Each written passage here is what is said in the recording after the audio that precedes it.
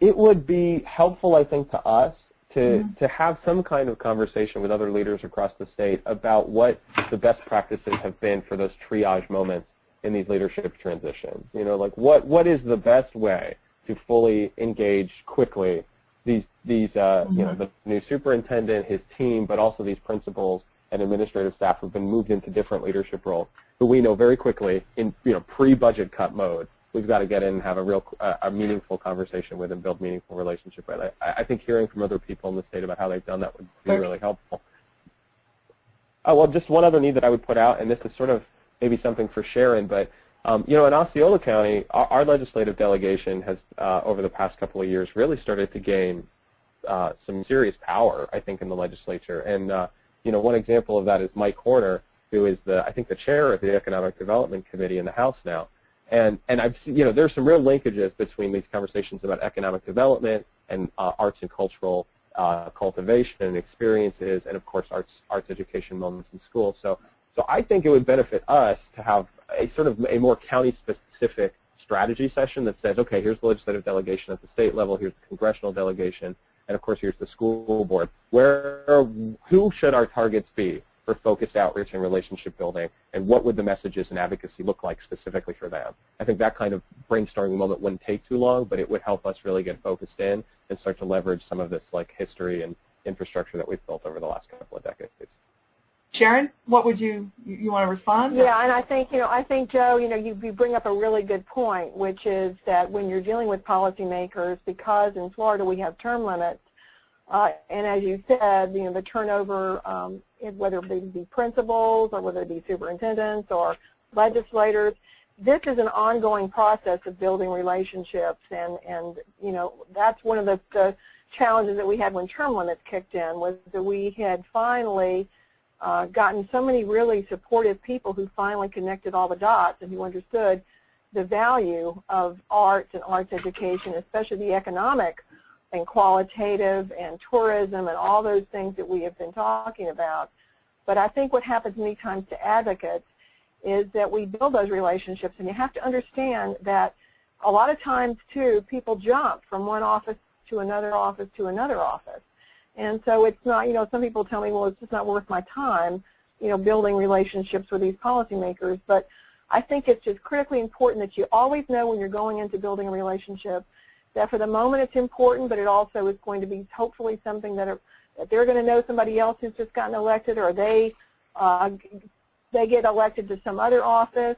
And it's really important that when you have a new person that you try to find out who is your entry person, who is the person that knows that person really well, that maybe had a campaign party, finance party for that person, lives next door to that person, but also then cares about the arts. I can get you entree into that person's office to introduce you, to basically let you start, again, building a new relationship with a new person.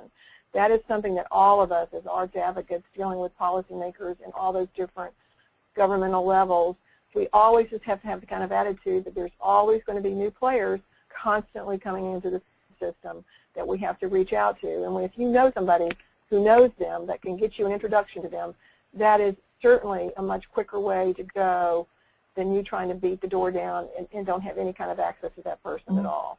So really be looking at who does know that new superintendent and who does have access to that person, and does that person care about your issues? And then that person can get you into the door, to meet with these people. Great. We just can't give up, and I think that's one of the most important things. Is and Debbie has done. Talk about tenacity. Debbie in Osceola County, and Jennifer in Bay County. Both of those leaders, arts education leaders, have been doing this for a long time and believe in it, value it. And the situation might change, but the value of the importance of our programs does not change. The players change, the situation changes, but the core value of what we all do, it will remain with us, and we just have to understand that those players change, and you just have to be willing to help them understand, again, the value of it. Well, I selected Osceola County and Bay County because of the longevity of the advocacy efforts there, and I think, it really shows when, I don't know if you caught this, Jennifer said their legislator invited her to his office to talk to him. So, I mean, that's a victory in itself. When they reached out to her for information about getting involved in being in arts education and what her issues were to find a relationship in the community. And, you know, in Osceola County, in these tough times when so many places are contracting, Osceola County has been expanding their arts programs, and the quality of their programs is phenomenal, as exhibited at the oh, forgive me, I just flew out of my mind. The Arts Alive Showcase. Arts Alive Showcase, yes. I mean, it is a huge testament to the quality and depth and breadth of their programs there. So, well, and to that point, Susan, just really quick, and I know we're running out of time, but I think you're hitting the nail on the head. And there's this story that Debbie tells that I'll totally butcher, but she tells it a lot as she goes into her legislative visits, because I think that it, or she's interacting with school board members or whoever. But I think it really is a testament to what Osceola's been able to accomplish. You know, when Arts Alive, when that showcase first started, that was the major function of ACE. That was the big thing that we did, and we sort of evolved into, I think, an advocacy role. But at the beginning of that process, about 15 years ago, we literally could not get students to apply for the scholarships. We were literally giving away free money, and we couldn't find quality art students who were interested enough in, you know, theater or music or dance or whatever to actually go through the process of applying. And as of last year, I think we had 80 or 90 students who came out. We had to change the way that we structured both the audition process and then the selection process because of the overwhelming response that we got. It became a competitive, a super competitive thing that students were actually getting really, really invested in the competition of.